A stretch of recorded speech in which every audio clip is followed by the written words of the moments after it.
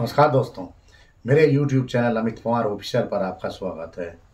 West UP के मेरठ में एक दिल दहला देने वाली घटना सामने आई है। यहाँ एक परिवार के 5 लोगों को मौत के घाट उतार दिया है।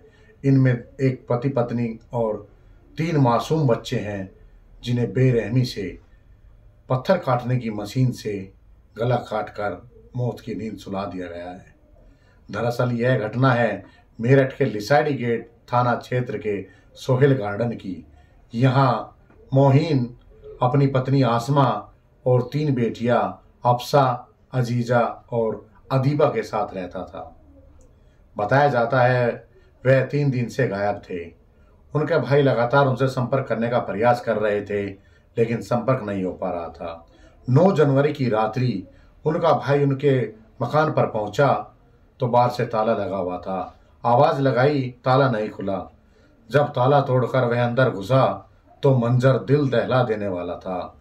उसके पांव जमीन पर नहीं थे, क्योंकि वहां लाश पड़ी हुई थी।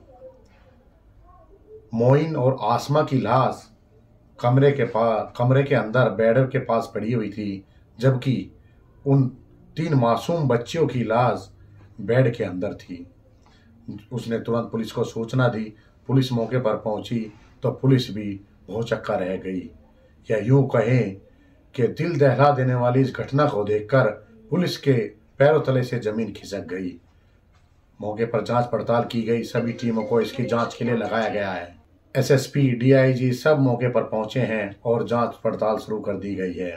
बताया जाता है कि परिवार कई दिनों से किसी के संपर्क में नहीं था। यह भी बताया जा रहा है कि उस घर से बदबू आ रही थी। इस वजह से आसपास के लोगों ने भी उसके भाई को वहां बुलाया था, जिसके बाद मकान खोलकर देखा गया और मंजर देखकर सभी हैरान रह गए। अब पुलिस जांच पड़ताल कर रही है। हालांकि परिजनों की ओर से तहरीर देकर परिवार के ही लोगों पर आरोप लगाया गया है। बताया जा रहा है कि एक प्रॉपर्टी को लेकर विवाद चला हुआ था। हालांकि पुलिस की ओर से अभी इसका खुलासा नहीं किया है। देखना यह है कि पुलिस क्या खुलासा करती है। क्या प्रॉपर्टी के विवाद में यह हत्याएं की गई हैं? सवाल यह है कि हत्यारे ने जिस तरह से बेरहमी से 5 को मौत के घाट उतारा है, क्या उसके हाथ नहीं कांपे? एक मासूम बच्ची 1 साल की और एक 4 साल और एक 8 साल, क्या उन मासूम बच्चियों का क्या गुनाह था? उन्हें मौत के घाट उतार दिया गया है।